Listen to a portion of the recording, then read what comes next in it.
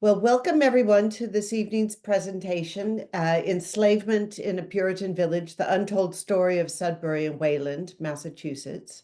We are really delighted to have Jane Sciacca, who's the author of a wonderful new book of the same title, with us tonight. I'm going to talk a little bit about the book later, along with the Reverend Dr. Stephanie May, who is minister at First Church Boston and formerly minister in Wayland. And they know each other. So we brought them together to talk to you about enslavement in colonial Sudbury. This, for people who don't know us, this is one in a series of partnership of Historic Boston's online presentations. We offer these as part of our free public history programming. We are a small historical group focusing on 17th century New England history, the good and the bad, the warts and all.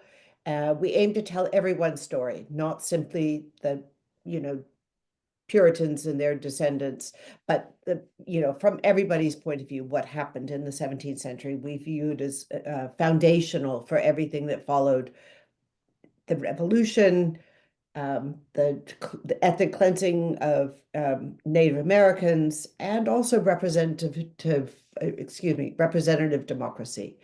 So tomorrow, as an aside, I will mention that tomorrow we're launching our new awareness campaign. It's called Raising History's Voice, and we would love you to raise your voice also by telling everyone about us. So expect an email tomorrow morning about raising history's voice, and you can join us. So the structure this evening is the same as always, where we have the main presentation followed by a Q&A. Please put your questions into the chat box at the bottom of the screen as we go along and they occur to you, or you can put them in at the end, but it's useful for the moderator, Stephanie in this case, to see what is coming up. We are also, as always, recording this presentation and we'll send you the link once it's live on our website. So now I want to say a little bit about our presenters. Well, our main presenter and moderator. Jane Sciacca is a retired National Park Ranger. She has studied New England slavery and abolition for many years. And her book is the product of decades of research. Her work as an interpreter for the National Park Service in Boston, Cambridge, and Concord led her to start researching enslavement and abolition in her own community of Wayland, where she's lived with her family for more than 50 years. She is a past presenter of numerous programs, online and in person, including on John Brown of Harper's Ferry fame and Wayland's own Lydia Maria Child, who is the 19th century author and human rights advocate committed to the abolition of slavery. She is now, in addition to being the author of her book, an active member of the Wayland Historical Society and is a former president and curator. And this new book, Enslavement in the Puritan Village, is available to you at a discount from the publisher. Go to our website and you will find the link to the publisher and use the code Village25. I really highly recommend this book. It is the kind of hidden history that we need to be supporting here in the partnership and everybody needs to be aware of. And Jane's talk will be moderated by the Reverend Dr. Stephanie May. She has been senior minister of First Church in Boston since August 2023. And prior to that, she was minister of the First Parish in Wayland for 9 years, where she knew Jane, as I mentioned, and worked with her on various local history projects. And before she entered the ministry, the Reverend Stephanie earned her doctorate at Harvard Divinity School in religion, gender, and culture. And she has also been adjunct faculty at Brandeis Boston College and Harvard Divinity School. So I'm delighted to hand over to Jane and Stephanie and welcome to this evening. We're glad to have everybody. Well, thank you. So the first slide, do we get that? I want to thank everybody for coming. I want to welcome you. I'm thinking of you, even though I can't see you. And I want to give very special thanks to Sarah in particular for all her efforts to put this program together. She has been just amazing to And I also want to give a super big shout out to the Partnership of Historic Bostons because I am an avid listener, watcher. If I can't do it live, then I can do it on the recordings, and I just always wait for them. There, it's just outstanding how much has added to my knowledge, so that I could even have any understanding of what Puritan actually meant. So I'm just thank you so much for having me. Our And so pleasure. and so to start, and I will also want to, uh, Stephanie will join me, I'm sure, in this first quote to see that it is of someone we both have admired and done programs on, some of them even together. And it is a quote by what I would consider Wayland's most famous resident, Lydia Maria Child. So she was nationally known in the 19th century, while largely unknown in Wayland. But hopefully that's going to change. So she has been elected to the National Women's Hall of Fame and is one of the few white faces in the National Museum of African American History and Culture in Washington, D.C. She's an author, abolitionist, champion of human rights. She lived in Wayland for 27 years of her life. She is buried along with her husband David at North Cemetery in Wayland. So a lot of this really is a devotion to her on my part. But I'll read you the quote, and it is written, while we bestow our earnest disapprobation on the system of slavery, not let us not flatter ourselves that we are in reality any better than our brethren in the South. Thanks to our soil and climate and the early exertions of the Quakers, the form of slavery does not exist among us, but the very spirit of the hateful and mischievous thing is here in all its strength. And this was written in 1833, a quote from her groundbreaking book called An Appeal in Favor of That Class of Americans Called Africans, in which she addressed not just slavery, but prejudice toward persons of color. And although by 1833 Massachusetts claimed no enslaved persons or enslavers, Child did not have to look far into the past to uncover them right where she lived. And so the next slide will be a passage uh, from my book. And so thank you. And these are chains dated 1648. And this is the first story in the book that I wrote. So it is about a man named Benjamin Crane. And this is a quote: "It is perhaps fitting that the first documentation of an enslaved person in colonial Sudbury is a record of unspeakable horror. It serves as a poignant reminder that all enslaved persons were subject to the will and whim of a master, regardless of the circumstances. Some were luckier than others, at least in regard to physical torment." In Sex in Middlesex, which sounds like a fun book, but it really is a very serious scholarship, author Roger Thompson combed the Middlesex County court records from the 1600s and 1700s to discover this despicable act of Benjamin Crane of Sudbury toward his Negro boy and that's his quote, in 1665, 1666. And at the trial, and now I'm quoting from Thompson's book, witnesses described the boy wearing a gear of wire, presumably a kind of muzzle, and a chain hobbling his feet. He had been heard screaming, O Lord," from a distance of a quarter of a mile off, and he had many stripe wounds, some raw, some healed, or partly healed. And I'll continue from my book. Contrary to what the mind reader might expect, the complaint was not brought by the Negro boy or those who had witnessed his tattered back, but by Benjamin Crane, who had suffered from multiple attempts by his young slave to run away.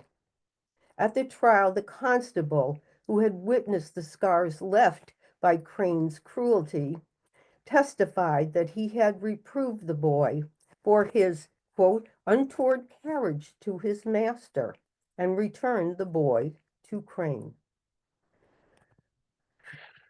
As the law required, as the constable retreated, he heard the boy's screams from his next beating.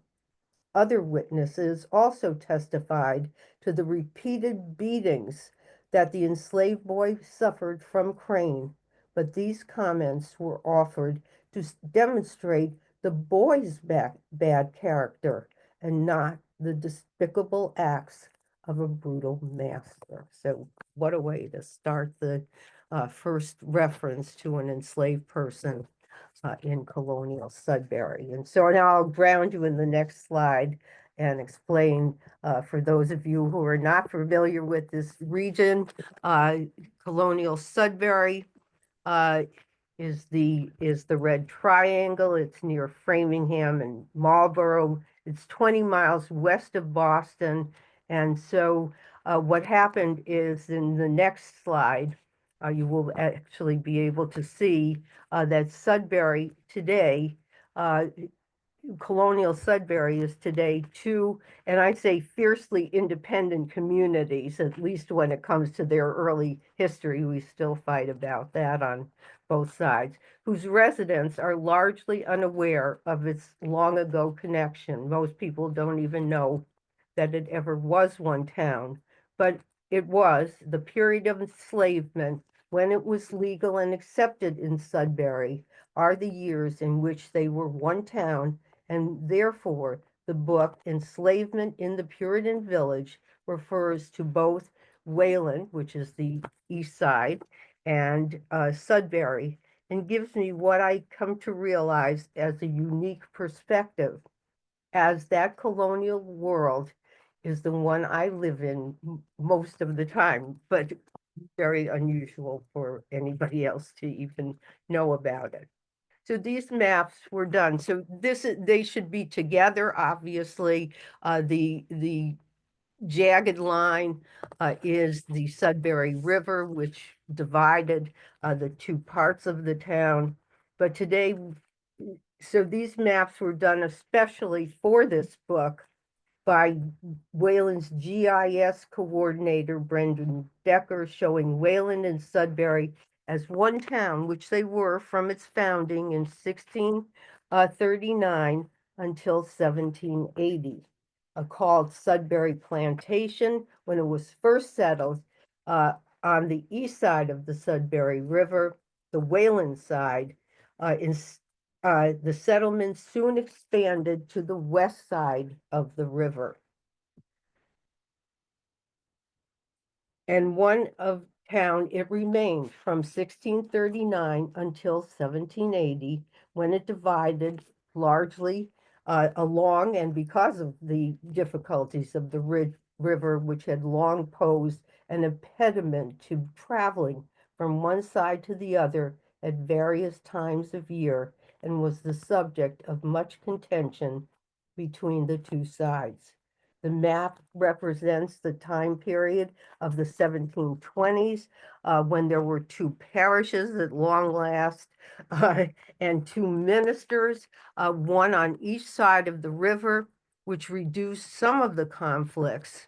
However, town meetings alternated from one meeting house to the other, and the town selectmen and other officials represented both sides. So the government remained united during all this time. And so on the next slide, you'll see where I got my title. It came from a book called The Puritan Village.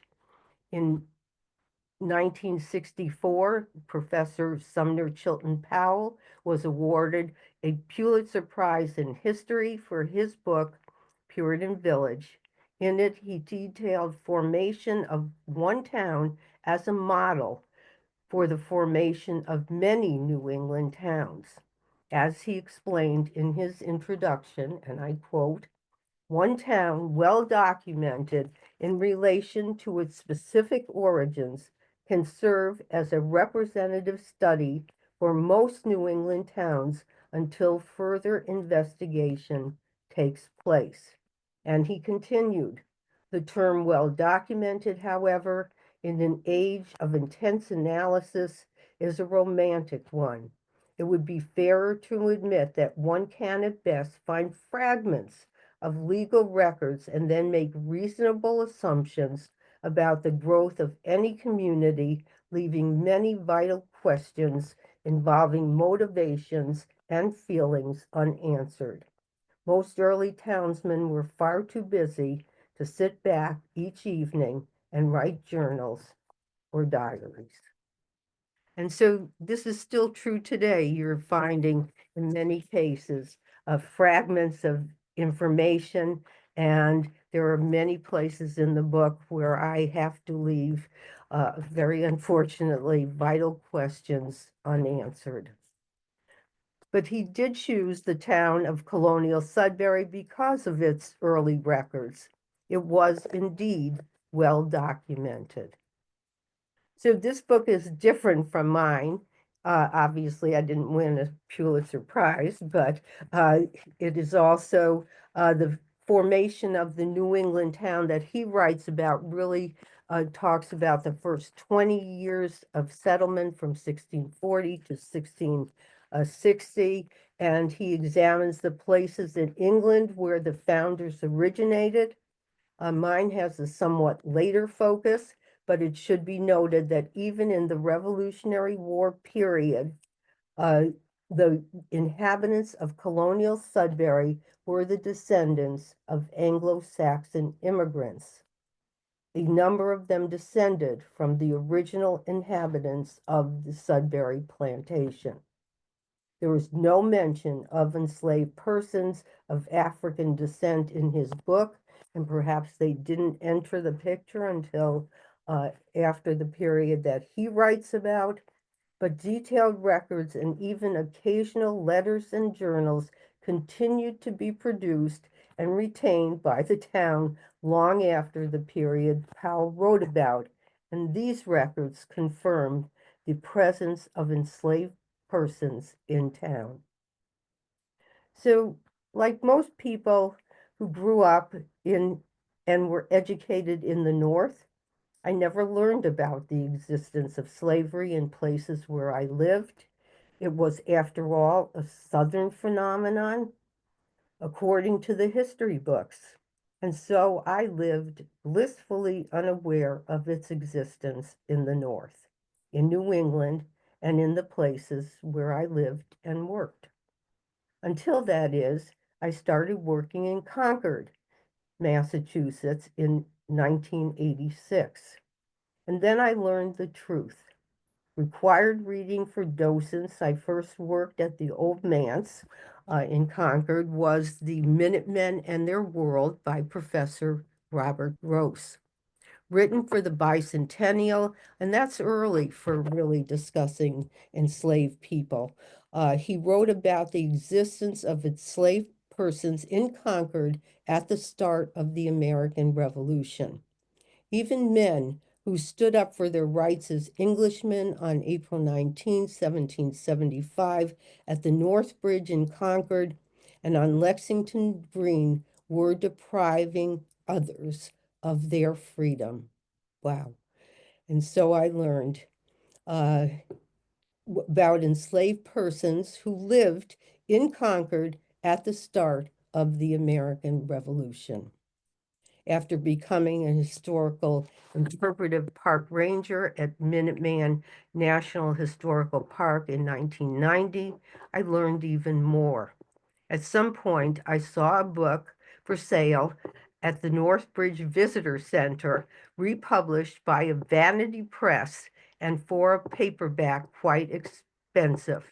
I think it was over $30, which was a lot back then. So the next slide will show you that book. And it is Lorenzo Green's book, The Negro in Colonial New England.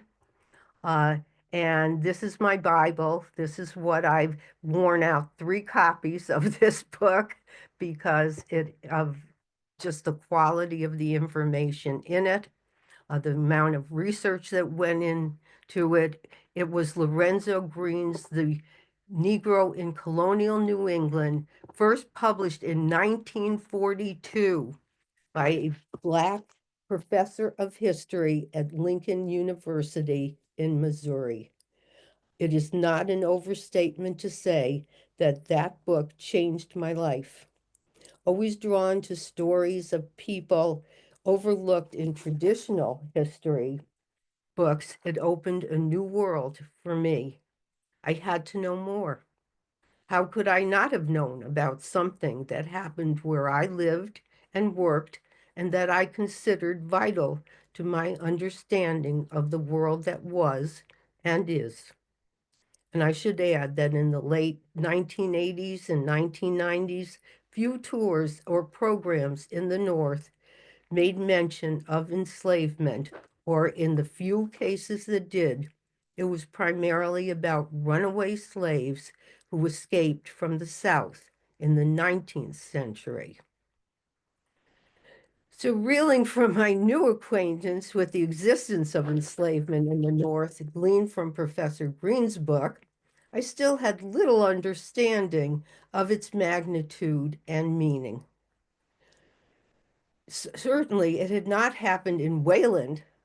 I mean, uh, where I had already lived for 20 years, now as 55 years, or I would have heard of it. How could I not have heard of such a thing? I was involved in history in Wayland for many years, and not just what we know today as Wayland, but as I noted earlier, modern Sudbury, since they were, as I have previously explained, one town from 1639 to 1780. This is the period covered in my book when enslavement was accepted and legal and part of everyday life in Massachusetts. I should have known before I did. Hudson's History of Sudbury, first published in 1889, for example, devotes 1 page out of over 600 pages to what he called servants, by which the author meant slaves. But it did not register. I now know that servants was the preferred term used by Puritans for all those who served, including slaves. Even ministers were servants of God. On some tax records, slaves are designated as servants for life, but still servants, but there was no end to their servitude. So altogether, it is an unsettling experience, as I'm sure you can imagine, to think about slavery in the town where one lives in. It must be processed mentally and emotionally, if it is processed at all. I had studied enough history to want to process it. It Even though I firmly believed when I started to think about it that I would find nothing at all in local records. I started to read all the history books I could find that focused on enslavement in the North and New England in particular. No published histories included colonial Sudbury on their list of communities that had been studied uh, in regards to enslavement, even though I discovered there was ample evidence in existing documents that slavery existed in Sudbury. Perhaps it was its nearness, this is my supposition, to Concord, founded along the same river 3 years earlier, that made it less appealing to scholars. And by the way, at least one enslaved man had ties to that community at the as the stories of enslavement in Sudbury go beyond the borders of one town. So all of this kind of was a process over about 20 years while I was working. And so when I retired in 2017, I looked at all the information I had gathered over at least 20 years and tried to figure out what to do with it. I now had many references to enslaved people in colonial Sudbury, gleaned through years of research, handwritten in a notebook. Um, Even better, I now had the time to add to my research.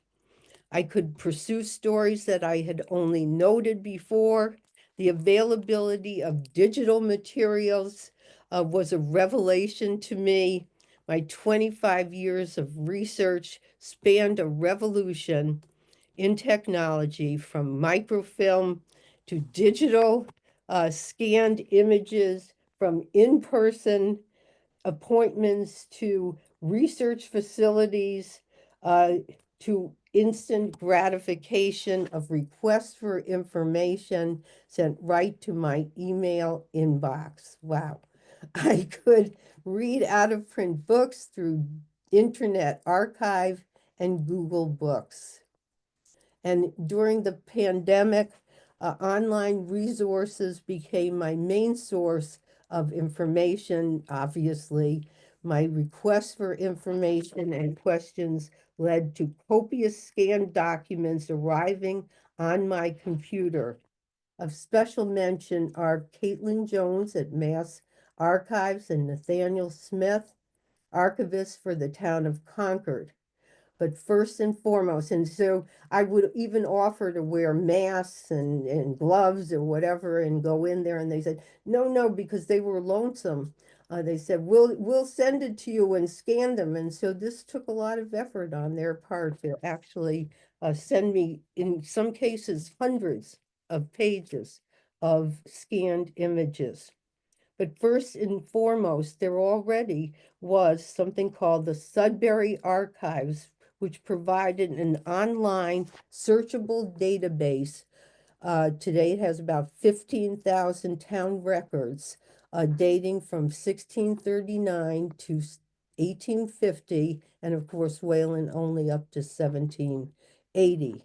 And it was started very early in 1991 by the town of Sudbury as an early endeavor to make town records available to the public. And many of these records were available, obviously, when Powell was doing his research. And I think he had some input into them going public at that time. And so I could pursue stories that I could only noted without leaving home. Amazing. When I could once again make in-person visits, I had a chance to check some of my findings, especially by viewing the originals when only transcriptions had been available online. And while they say you can't teach an old dog new tricks, you can achieve the unimaginable if you care enough to persevere and have children and grandchildren to turn to for guidance. Writing the book was one journey, and the technological revolution was yet another one for me.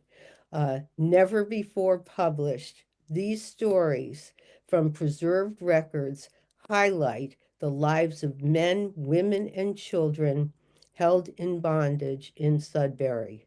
The accounts of life in colonial Sudbury and their interactions with nearby towns, including bills of sales, marriages, medical and military records, uh, expand the knowledge of enslavement and its pervasive impact, yet unquestioned acceptance in Sudbury and similar pre-revolutionary New England villages. I decided that perhaps I should write a book. The book consists of several sections, with the most satisfying being stories that can be told, at least with some insight, into the lives of enslaved persons and their masters. For that, I have mainly, in the next slide, Reverend Israel Loring to thank. And the Loring Parsonage is now home to the Sudbury Historical Society. It was built around 1700, and Reverend Loring was Sudbury's minister for 66 years, from his arrival in town in 1706 until his death in 1772. His copious journals cover most of the 18th century, when owning slaves was legal and accepted in Massachusetts. More than any other records, his entries give a human face to the men and women he enslaved and those who were enslaved by others. His words bring to life those who occupied a nether world between property and personhood, in which glimpses of personalities emerge. And here in the next slide, you will see a sample of Reverend Loring's journals, so that it's very unusual when you go back that far that to find records that breathe life into an enslaved person. They're few and far between, but those that you do find are priceless. In his journals, we get some insight into the world of his enslaved boy Simeon and Nero Benson, a member of Loring's West Side Church, as they take on vivid but still elusive personalities, leaving you craving for more knowledge and understanding of their lives. Here is an entry on Simeon. It's on the first page, about halfway down, a little after, from May 10, 1755. A little after 1 in the morning, Simeon departed this life. One born in my house, brought up in my family, his death has drowned us in tears. The Lord sanctify his death to us all, particularly to the mother of the deceased. Uh, so this is just a small sampling. So, but there are still, you pick up these little tidbits that are just dropped in there, and they're just, open your eyes to so many other possibilities. So here's an entry. So there are two things to learn about Simeon in this little passage. Where he was born at the Loring Parsonage and brought up there, and that he had a mother who had never been mentioned before in all the years of Simeon's life. And she was present in his life for his entire life, coupled with other entries about Simeon until his death at the age of 21, shortly after he was emancipated. This gives a glimpse into Simeon's life and that of his enslaver and family. And so what's missing? What's missing is so far, very sadly, there is no documentation of words by someone who had been enslaved in Sudbury. If I had to wish for some new information surfacing, that would be it. Currently, there are no written records that reveal the thoughts and perspective of the enslaved persons on the events detailed in Reverend Loring's journals or any other sources. And so it is all from one side that you get all this insight. Most of the existing records, however, are not like Reverend Loring's journals. They are impersonal, providing little or no insight into the lives of the enslaved highlighting the person's value as property. Despite this, they can still offer up some clues that can add to a greater understanding of enslavement. And the next slide will show you about as impersonal as it gets. It was the 1754 Massachusetts slave census. It was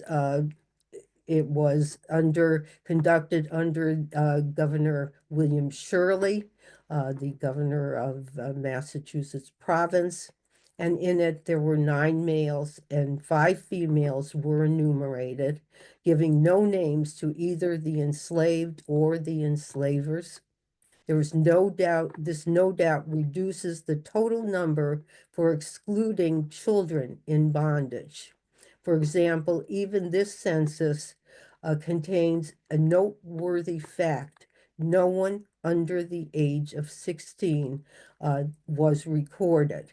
Enslaved children were often excluded in census and valuation records as they were not considered to be as productive workers as adults.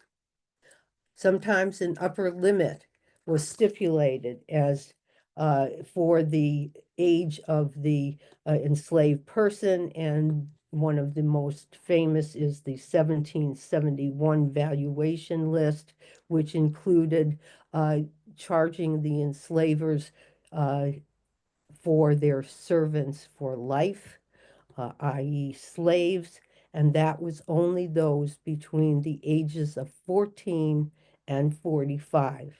So enslaved persons below or above these ages were not considered to be in, and this is my take, but I think it's an accurate one, to be in their prime work years, and their enslavers were not taxed for them. The names of the enslavers appeared, but not those of the enslaved. In Sudbury in 1771, the census listed 12 servants for life for tax purposes, one in each household. This undercounts the actual number of enslaved people, as I know of at least one child under the age of 14. So there were more that are not accounted for. And so here's yet another impersonal document with some personality to it in the next slide. And it is the emancipation of Nero Benson in 1747. So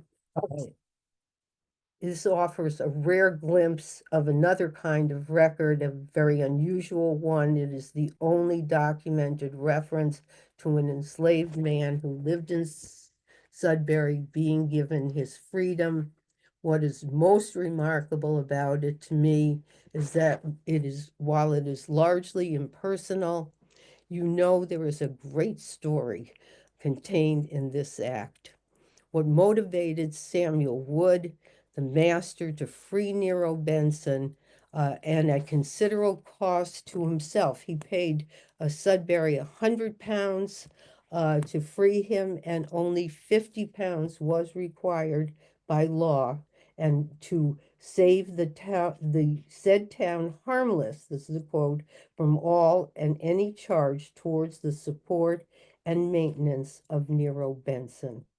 Nero Benson's freedom had to come with a guarantee that the town would never bear any expense for his care. I talk about this in much greater detail in the book. Equally intriguing to me are the qualities that Nero Benson possessed that led to his freedom, especially since Wood had at least one other slave. And so the next impersonal document is the probate inventory of a man named Jonas Noyes, who died of smallpox in 1775. And as I said before, enslaved people were referred to as servants, which was favored by the Puritans over the word slaves. This poses difficulties to the modern researcher in determining status. When a value is assigned, as it is in this inventory, and here it is, Negro man named Cato, there is no doubt that that person is regarded as property and is owned. Enslaved persons were often listed in inventories, and they're placed with the livestock and crops, which means that they worked outside. They're connected to the farming that everyone was doing here. Simply stated, this person is a slave. Whether the word is used or not, Cato was worth 53 pounds, 6 shillings and 8 pence, and that was the same amount as that Jonas Noyes paid for him in 1767 when he bought him from his father, Colonel John Noyes. And one other slaveholder in Sudbury and actually living on the Wayland side is the next slide, and the name that is probably familiar to those who are watchers of the Partnership of Historic Boston. And so the next slide is Reverend Samuel Parris, and he was another slave owner who left an enslaved woman named Violet in his will. He was known slave owner in his former town of Salem Village, where the witchcraft troubles started in his home, and is probably why you recognize his name. There is no mention of his enslaved woman, who also gained a lot of notoriety, Tituba, living in Sudbury, but there has been speculation as to Tituba's relationship to Violet. Violet was left to Paris's son Samuel, along with, and these were the other items, some books, a silver seal, an agate case of knives, a horse, and a colt. Middlesex County probate records, for any of you who live in this general area, are well preserved, accessible online, and a great source for identifying enslaved persons. And the last example I will show is the next slide, and it is a bill of sale. It belonged to Frank Benson. And so these are property deeds. I know you're working on getting Frank Benson for me. And then, yes, here he is. These are property deeds transferring ownership from one enslaver to another for a monetary amount. The story of Frank Benson is one that crosses into other nearby towns. The story, he was born in Framingham. He was bequeathed to Reverend John Swift of Acton on his father's death, and his father, who was also Reverend John Smith, was the first minister in Framingham.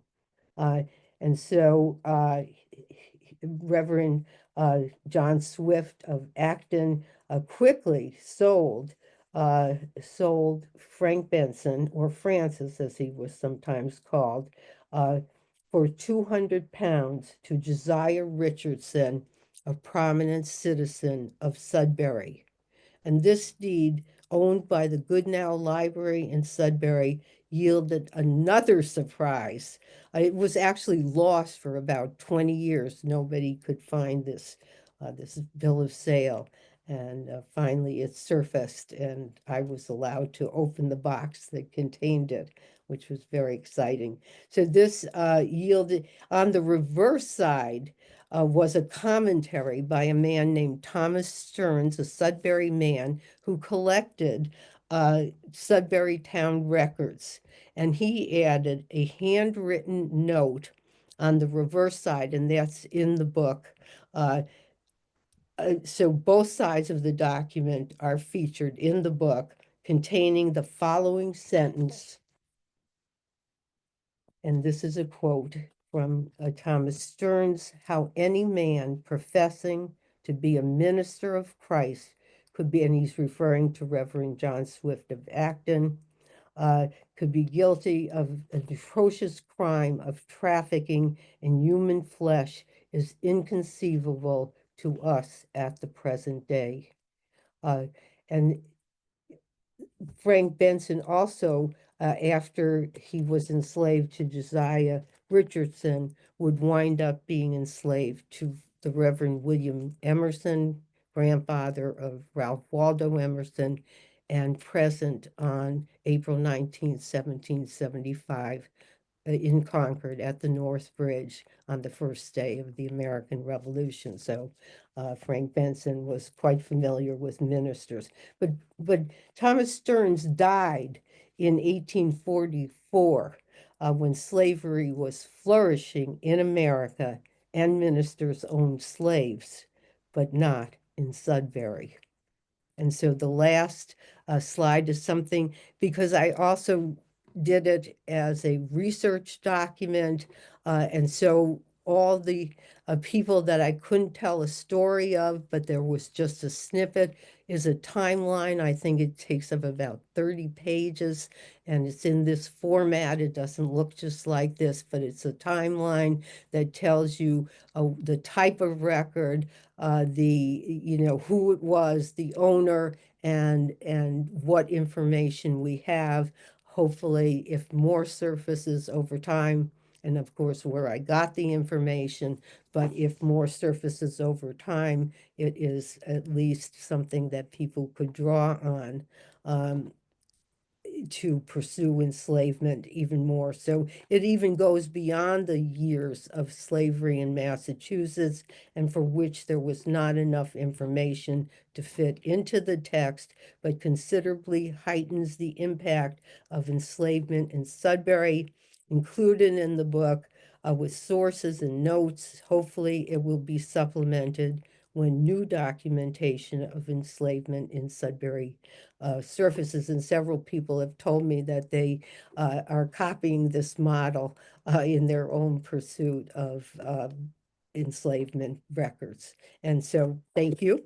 And questions, comments, happy to answer them.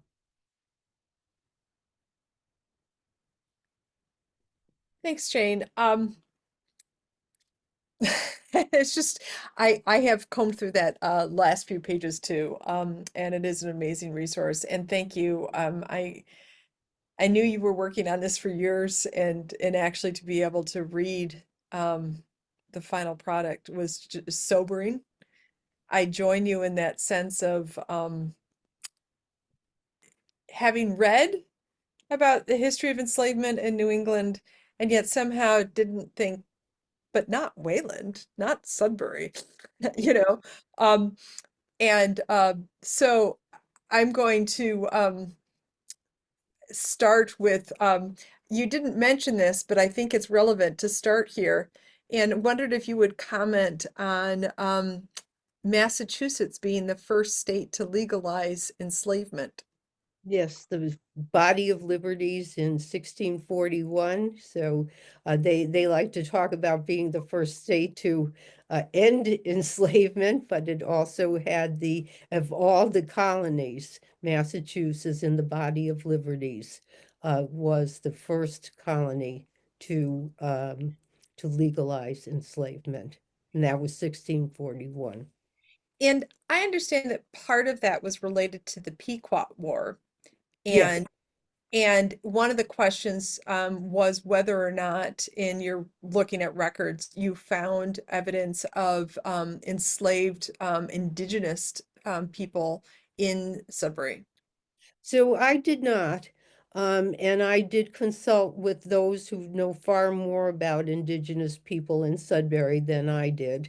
But there was no documentation that has yet been found of enslavement of Indigenous people in town. And of course, we were right next to the praying Indian town of Natick, and that will figure in later. But there was a definite connection to that. So I don't know how much that might have impacted finding indigenous slaves or not, or whether they just were not here. Hmm.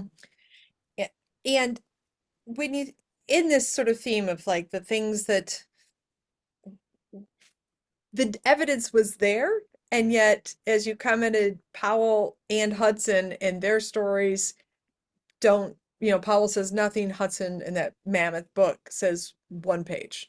Yeah, in which he called them servants. Right, right. Which I will add that I happen to know that the Codman estate in Lincoln, just over the border, in their book about the Codman House, mentioned servants also, and I think that was published in the 1990s. Hmm. So that the sort of tradition of that language, without analyzing that, continued for a very long time. Um, and and but so do you think that it was a matter of ignorance or intentional suppression of that knowledge? So one of the things that struck me lately when I saw Hudson and the servants, but also even with Lydia Maria Child writing, we don't have it here is basically, we don't, we would be as bad if we had it, but we don't. Um, and I think, and then Thomas Stearns, who died in 1844, it's been churning around in my mind that once abolition started here, we just didn't deal with it at all. It was like out of sight, out of mind. Thank goodness it's not us, and it's the South that's the problem. And I think maybe that played into the attitudes that lasted so long. But the abolitionists, basically, they're talking about enslavement in the South. They're talking about plantation enslavement. But, at the beginning of the abolitionist movement, that is when we say we don't have it here, but it's down there. So, I haven't really explored it, but it's just Thomas Stearns just kind of sealed the deal with Mariah, who certainly got involved with William Lloyd Garrison and became an abolitionist. And it sounded like Thomas Stearns just found it incomprehensible that any minister, but we don't have it here. He just denied that there was existence of slavery because it wasn't here. But in 1844, there's slavery Right. in this country. And I know you were extremely intentional, as a good historian would be, to like, be clear about your records and when you had a record and when you didn't have a record. So I'm going to ask you a question that goes beyond the record, Okay. which is on that question of like ignorance and suppression. And you sort of started to allude to this. What's your sense with Literary Child? Do you think that she heard echoes of these stories that you've documented, or do you think she didn't know that that? I don't know, but I mean, I find it hard that I didn't know Mhm. until I was almost 40 years old. So, um, I just really think that it became so identifiable with the South and the abolitionists were the North, the good guys and the bad guys, and I think it's a distortion. But so I don't know. I just can't tell you if Mariah knew or not. I suspect she probably didn't know very much about it. Yeah. And so on this journey that you began, one of the questions was just to go back and get the reference to what was the first document that you read as a docent when you became a docent that started you on this journey?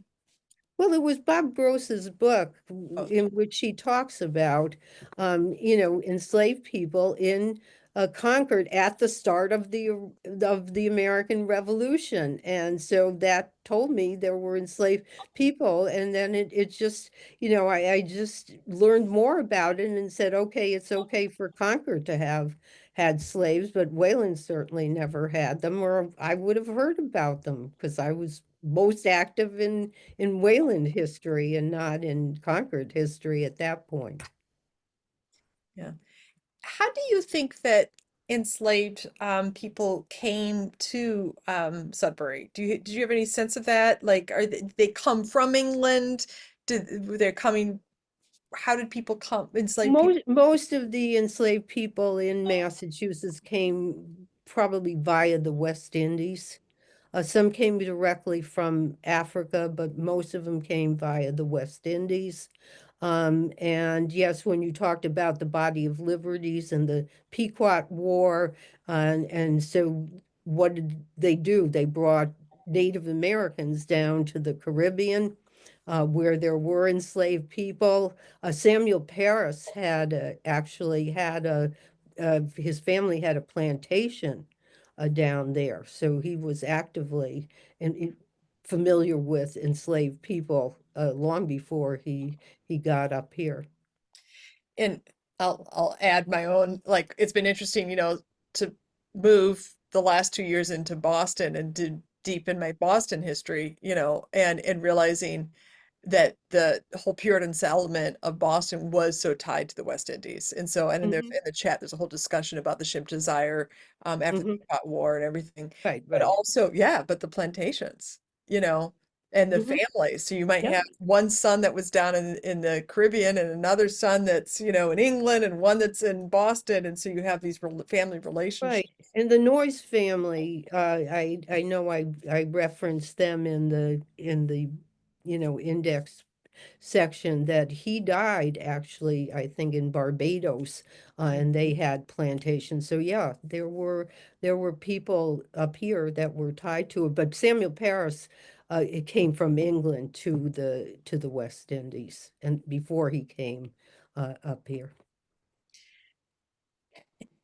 And um, there's a couple questions related to religion. And, Okay. and I mean, this is, we Puritans are deep in there. So one of the question was just about what is Reverend Loring's religion? And and you mentioned, and how did clergy rationalize enslavement at the time? Well, there's this wonderful, the same year as Reverend Loring came, and I talk about it in my book, and this is not my strong suit. I did rely on some really scholars in the field, Richard Bowles, who wrote Dividing the Faith, and Kenneth Minkema, who does the Jonathan Edward papers, and they were very kind to me. Jared Hardesty, I would listen to their webinars, and then if I didn't understand, I wrote them questions and they immediately responded. So it was very rewarding. This is certainly not my strong suit. I've never been a Puritan. And um, and even modern ministers have never been Puritans, but these are people that studied it. But he was a Congregationalist, and the same year that Reverend Loring came here to Sudbury, he actually was the year that Cotton Mather uh, wrote The Negro Christianized, which of Mhm. course I Right, read just about it. uh, online. So he explains the rationale of it. As I say, it has to do with everybody serving somebody, and you're doing good for them in some ways or justifying. And so this is I would leave this to your expertise, which I'm sure you've gotten much more than mine. But basically, reading Cotton Mather, the Negro Christianized, kind of says you should be nice to your enslaved people, but it was okay to have them. Well, and Although, even if first of all, I have to give a shout out to the Partnership of Historic Boston's, because a number of the authors you just mentioned, Margaret Newell, yes, Hardesty, have all done webinars for the yes, partnership. And so if and you I've go listened to to them, yeah, obviously. so you can go and find all those wonderful videos, and Yes, and read their books if you want.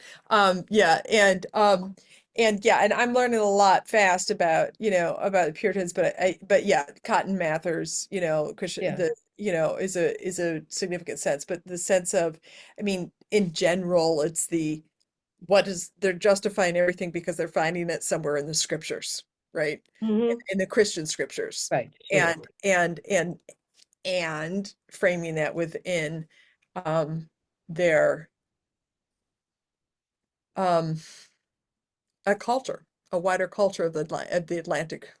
Well, Yeah, it was a very hierarchical society to begin with. I mean, women didn't rate very highly, um, right?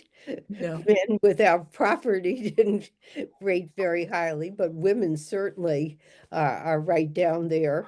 And, so it's the hierarchy, and I think that having slaves, servants, whatever you want to call them, was part of that hierarchy that they seem to have an affinity for. Right, right. A naturalized sense that that's the sort of, to use a big word, ontology of the world, and as revealed in the Christian scriptures. And I'm Mm-hmm. sorry, I'll go off and talk theology with you, but there's other questions. But and I just want to say, as and in answering the questions in this way, to understand how they rationalized at that time, to acknowledge that this is a rationalization based on a way of seeing the world that Mm-hmm. you see it criticized in Stearns, by the 1840s, which I think is important to acknowledge. And also, um, so one of the other interesting questions, which I was curious about, is, you mentioned Cato, and one of the questions, is there any chance that the Cato that you're referring to in your book is the same Cato as the enslaved Cato is the same person as the indigenous Cato that figures so prominently in the history of that lived on Goodman's Hill, in the history No, of, he goes back to what Cato Cardo yeah. goes back to this early 1600s. So this Cato is living in the time of the Revolution. So there is no connection. Okay, it's a big difference. But why? And I understand that sometimes there was that in naming enslaved people, that there was a tradition of using certain names, like Mhm. from um Yeah, Greek and Roman, Roman Greek. Yeah, yeah. text, and so do you think that was part of where the consistency of those names come from? Well, or Cato was an indigenous person, and Cato in the inventory it says Negro servant. Um, the when in terms of, whose histories and whose stories get told. Hmm. Um, you mentioned that you didn't find any evidence of the words of enslaved people in Sudbury. Hmm. Can you comment on whether or not, or what documents do exist of the words of enslaved people in other Well, places you'll that you read lived? about the ones, slave narratives. I can't think of Aquino or whatever his name is that wrote about his journey. So a lot of enslaved people could certainly read. I believe that Nero Benson could read and write. He was quite a remarkable fellow. But yeah, I mean, it's very unusual it's very unusual to hear the words of most white men. Mm. Think about it. How many of those do you know? Reverend Loring is certainly a very special case. He was a minister. And the fact that he chose to do this, and he gave his papers to Ebenezer Parkman in Westboro, and he also kept a diary for many years. So those who could afford the time to write a diary, were people who had wealth, basically. And gender, you already mentioned gender as Yeah, another. well, it was funny because one of the best sources of enslavement, in addition to Reverend Loring, is a woman in Sudbury named Experience White Richardson, and she kept a diary. White woman, she kept a diary for 40 years. Hmm. And was an amazing, and it is unpublished. It's there's only transcriptions that's left at the Mass Historical Society. And I just talked about her a lot last night because I talked about the American Revolution in Sudbury. And it turns out that she was an ardent patriot, but she was a slave owner. And she talked about Dinah, her slave, and she talked about Dinah's son. And all of that is in the book. So that was unusual. But she also is a source that I love to talk about her, but didn't tonight. Is that another project? I've already given a talk on experience by Bridges, and I talked a lot about her actually yesterday because she did kind of follow the progress of the decline in relations between Great Britain at the end of the French and Indian War to her son marching off on April 19, 1775. So she commented, and she was the only person in Sudbury who happened to mention someone who was accused of being a Tory. Nobody else had mentioned it but her. Mm. So she's And a whole she's a whole different trip, but well, and then in the chat, some people are mentioned Black Walden, uh, yes. So which that's a later period, and I know Elise and I've read Black Walden, but she's talking about a later period than I do. then you are, yeah. But then that whole, when you get to the revolution, the whole discussion about, Tories, you know, Hmm. and in the Cobden House, and I'll tell people, if I have so part of my interest in all of this and how I became involved is my partner is connected to the Codman family, the Codman estate there in Lincoln, which they were were enslavers. And then my understanding is, I think at the time of the revolution, that was the Russell family who was living there, that they Hmm. left and leave behind their enslaved folks, right? Which then are suddenly trying to fend for themselves in the economy, um, and which gets to sort of what happens to some of the formerly enslaved when enslavement becomes illegal. And you tell some of these stories in the book about folks who are now dealing with, issues of poverty. And um, and They, so they didn't earn a lot of money being a slave. Yeah. yeah. So one of the questions was if you could speak to the whole system of warning out in Sudbury and other towns, and then and relate to that the impact that that has on some of the folks, the stories that you tell about some of the formerly enslaved. Okay, so warning out was a way basically to get rid of people you didn't consider belonging in your town so that you did not have to pay any money for them toward their upkeep. In fact, if they became ill or anything like that, I tell a story of that in the book. So it wasn't, first of all, people thought it meant you had to leave town. It was just saying that did not always happen, but it was saying that if anything happens to you, we're not paying. And so that was why, for example, if you were going to emancipate an enslaved person, that you had to pay the town to hold them, as it said, hold them harmless, so that they were not responsible for anything like that. But it became really hard with enslaved people because in some cases, well, one of the people in my book, she was most likely born in Africa. So what they did is they tried to send you back to the community where they felt you did belong, or they charged the community that they thought you belonged in so that they would pay and not the town that you were currently residing in.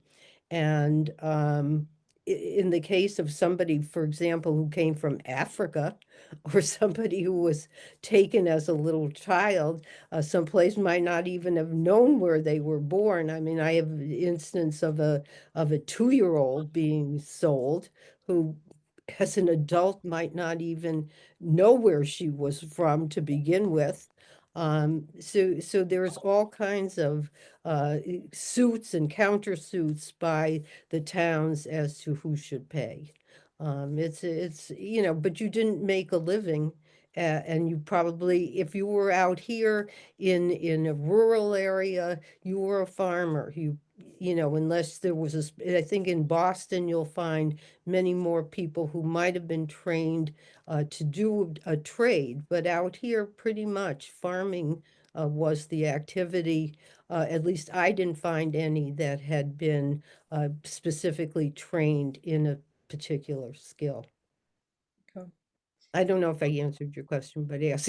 No. And something I learned that I didn't know was that warning out didn't mean that they're, an eviction of they're showing up at your door No, and kicking you out of town. It right. just is sort of a We're sense not of paying for we're you. not paying for you, which I thought was interesting. And I have a book behind me about Robert Love's warnings, which I have, yes. yeah, which I haven't read yet, but is He was recommended. a great source of information to me. I am a big fan of that book.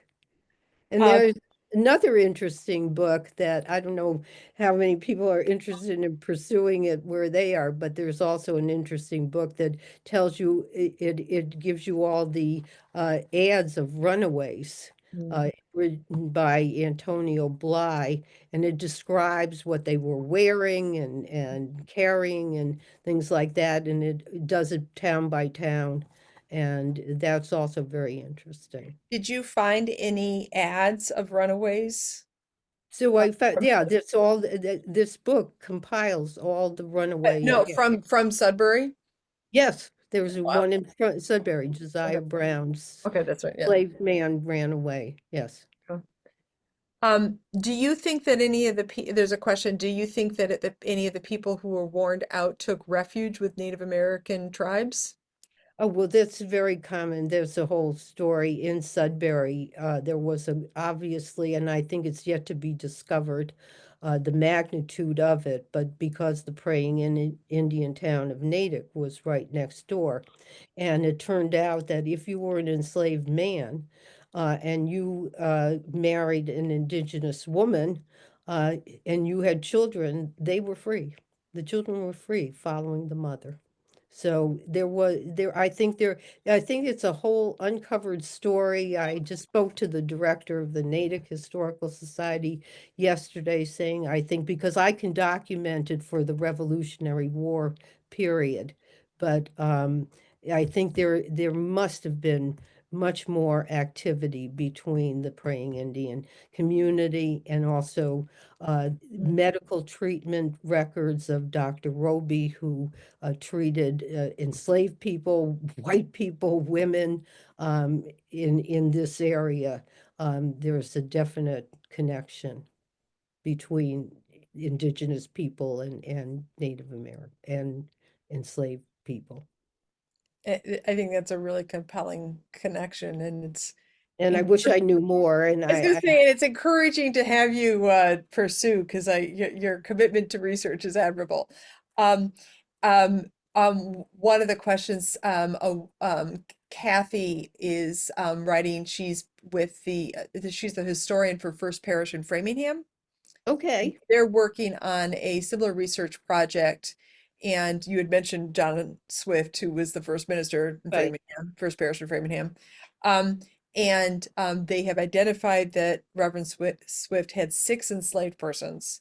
But they're looking for more information and wondering where you might send them. Mass Historical Society, Yeah, Mass I'll send them to Archives. my book because I do the Benson family and the Harry family, who are in Framingham families, and both the Bensons and and connections with the Harry family. So they're in my book. If you want to learn a lot more about enslaved people that started out in Framingham and lived for quite some time, Frank Benson is one of them. He started out uh, in Framingham, and he wound up actually uh, in Acton, in Sudbury, and in Concord. So yeah, and I tell the story about him because it was just, they're a fascinating family, and they're interconnected with the Harry family.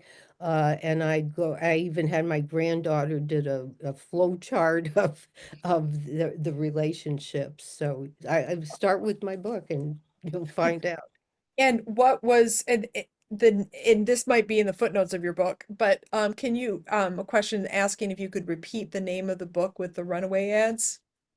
It's Antonio Bly, and let me.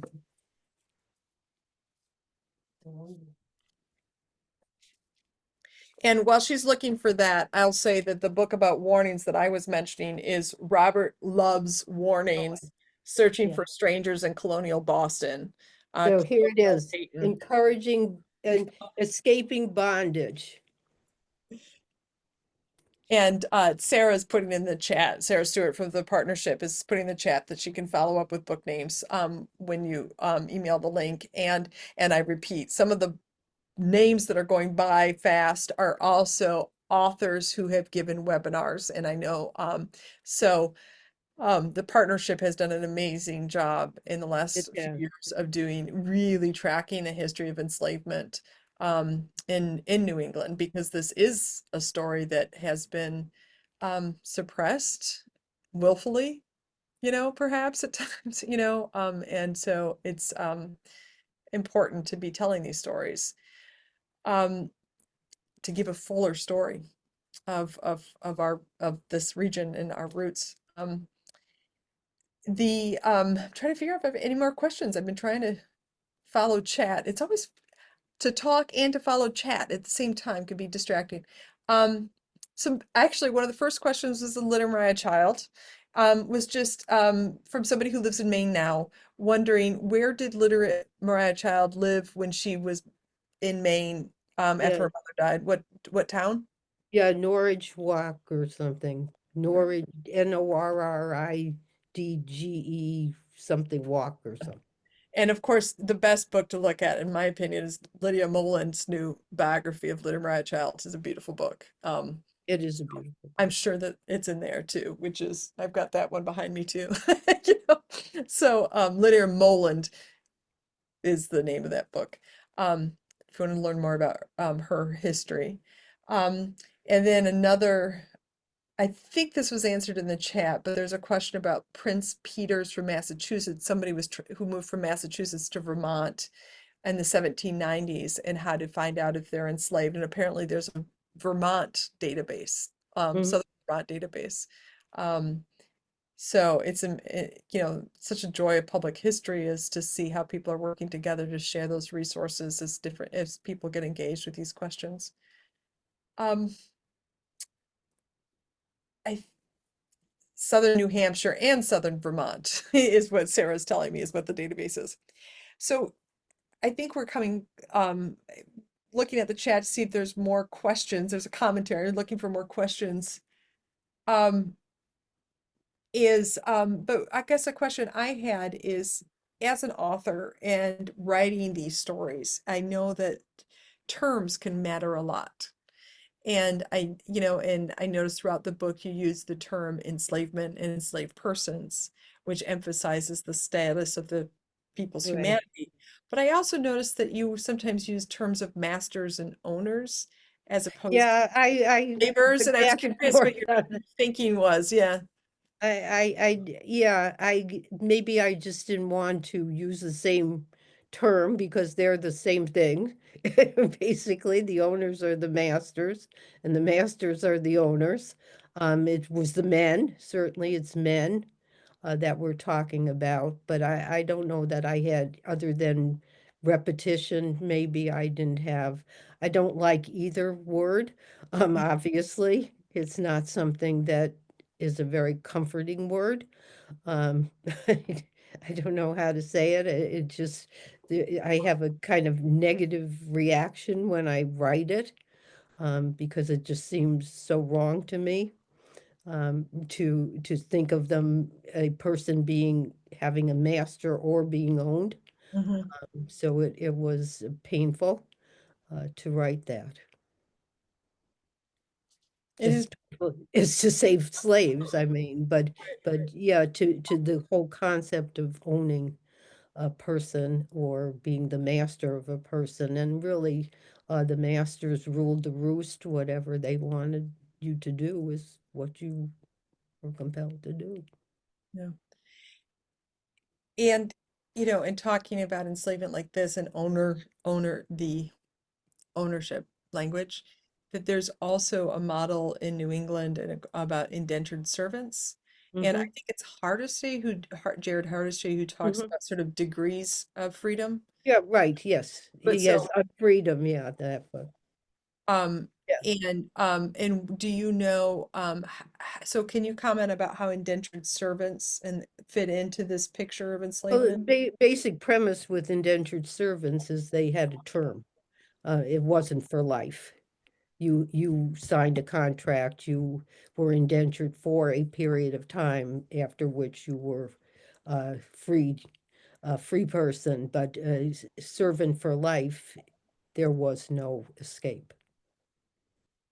So that's a big, again, you could be treated, I'm sure, in a variety of ways, depending on who was your master or owner or whatever. But yeah, the indentures were limited, whereas the servant for life pretty much said, this is it for you. So if you were trying to trace back ancestors, so to Massachusetts at this time period, are there ways that you could identify if somebody was indentured or enslaved in the records? There's a lot of indenture. I would imagine it depends on the town, but there are certainly a lot of indentured records. There's also, I mean, your town records are the best source, because it would have been done on that level. Okay. Because one of the questions is that we are talking about Vermont earlier, and I think I might have gotten that a little wrong. So the question is that Prince Peter's is known to have been free in Vermont, and is trying to identify whether or not the Prince Peter's was during the, pre-Revolutionary War, I think it was enslaved in Massachusetts. So if you're going back and trying to identify, was somebody formerly enslaved, is that still, you're looking at town records, you're looking at tax records, poll tax records, Yeah, well, there's the big tax record. So the big one is the 1771, because it names the owners. It doesn't name the enslaved, but it names the owners. Um, Sometimes even vital records, church records are wonderful, depending on how available they are. But because there's burial records, vital records very often separate people of color from the white people. So it's really, and even histories of the town. Sometimes they're not accurate, but they give you a lead. There's just a variety of ways, and that's why I went through a lot of effort in the book to show how very many options you have to try to find an enslaved person, because it's hard to do. It's really hard to do, because first of all, they're not named slaves, and you have to look for uh, certain earmarks that say, yes, this is an enslaved person, like a value in probate record.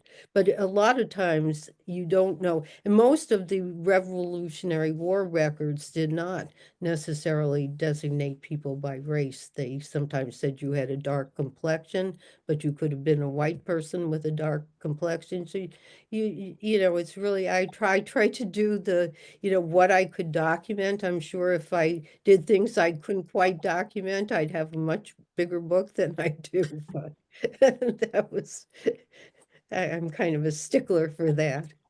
Well, and to go back to where you began, talking about, your opening quote, talking about the fragments, right? Hmm.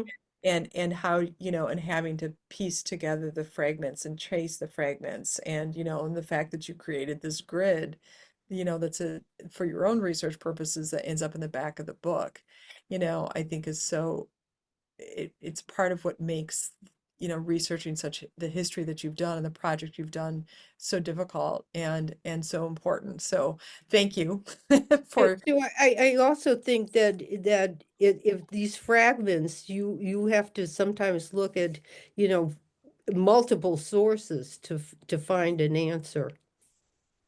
So, you know, it's just not, you're not going to go one place and find, you'll then have to prove, because very often the enslaved person only has a first name and not a last name. So how do you know, um, you know, what it is? You know, you don't know.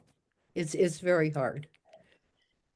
Well, thank you for Well, writing this thank book, for doing the research, for writing the book, to making it available, to talking to this audience tonight in the Partnership of Historic Bostons. And I want to thank the partnership. you. I actually started following the partnership when I was in Wayland because of their great history.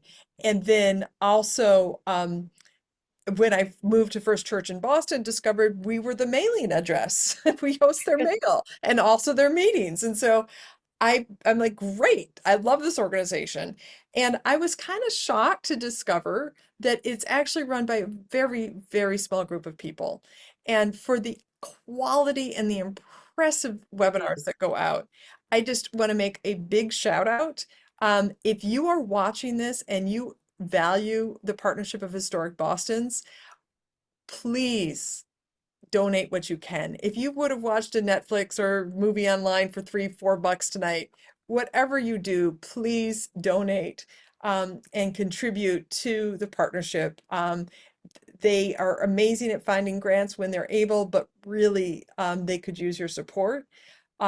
Also, the support of engagement, and you're going to get a great invitation and information tomorrow from the partnership about a new project that they're setting forth, which is the Raising History's Voices campaign. And it's a way to learn more about how not just your money, but also your voice can help make the partnership and its work more visible. Coming in the next couple, our next couple events are going to include the Revolution before the Revolution, Boston in 1689, and on April 29th. And then also a Tradition of Resistance, the Puritan prequel. So these are the next two great webinars. You can learn details about both of these webinars on the website historicbostons.org, where you can also donate. And you can find more about Jane and her book. And there's even a discount, Village 25, you can use to be able to buy a copy of the book. And anyone who's interested, whether you are directly interested in the town of Sudbury, or also just, back to Powell, using Sudbury as a model for the kind of research you can do for your town. It's a fabulous book in both the particular and also as a model. So I recommend you go to historicbostons.org to find some more information about that. So thank you for being here tonight to everybody. And thank you, Jane, for being here. And thank you to the small crew of the Partnership of Historic Bostons for providing these resources for all of us to learn so much more. And And thank you. have a good night.